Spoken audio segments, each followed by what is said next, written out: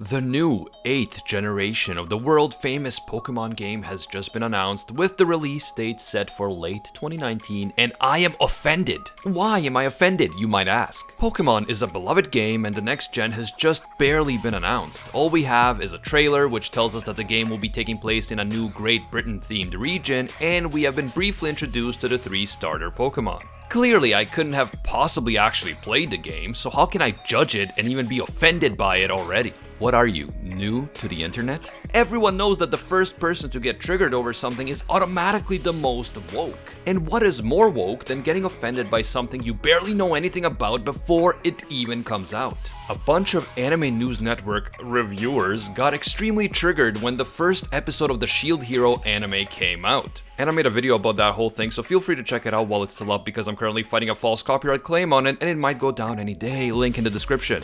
But come on, getting offended over something you barely know anything about after just one episode? That isn't nearly woke enough. These days, being the first to be offended over literally nothing has become social currency on the internet. And if you do get offended first, you'll have a bunch of like-minded people thanking you on Twitter for enlightening them as to why they should be offended yet again over yet another pointless thing. And I know what you must be thinking. Animac, is this entire video a parody of people who have no real meaning in their lives and no true sense of identity or self-confidence, so they spend their time looking for things to be outraged about in order to reinforce their own perceived victim status within digital echo chambers of like-minded, insecure outrage addicts?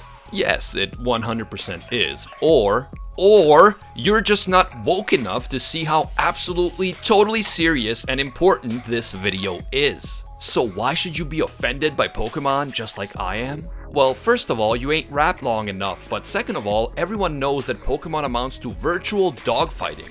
Pokemon brainwashes little kids into thinking that they should use shiny rocks on their household pets in order to evolve them into vicious killing machines. And if that wasn't bad enough, Pokemon teaches kids that forcing their innocent pets to brutally fight each other will be rewarded with money and glory. Even PETA has criticized Pokemon for promoting virtual animal cruelty.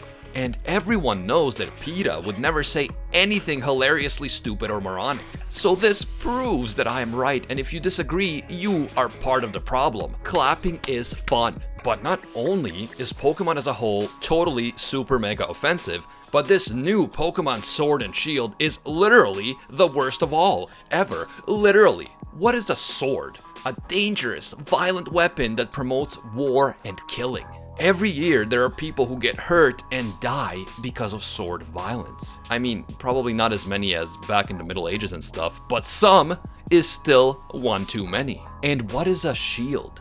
Clearly, it is a reference to the rising of the Shield Hero, an anime that promotes literal slavery and misogyny. And probably racism. It's always good to sprinkle 1 or 2 racism allegations in there for good measure. So if you play Pokemon Sword and Shield, you are supporting enslaving innocent animals that don't exist, you are promoting literal violence that isn't real, and you hate all women. And if you happen to be a woman who plays Pokemon, then you're even worse because you have internalized misogyny. Do better. And don't even get me started on the United Kingdom / Great Britain inspired new Pokemon region. Did you know that at some point in history, Great Britain was an empire? Great Britain promoted imperialism, colonialism, and slavery, and everyone knows that if you even reference anything remotely related to these ideas in fiction, you are literally condoning all of these things. Like, do I even have to mention this stuff? In the current effing year? Please, get woke. Sure, this new Pokemon game may look good and fun and colorful and cute, but have you tried altering the trailer to make it black and white, slowing it down, and then playing ominous music over it?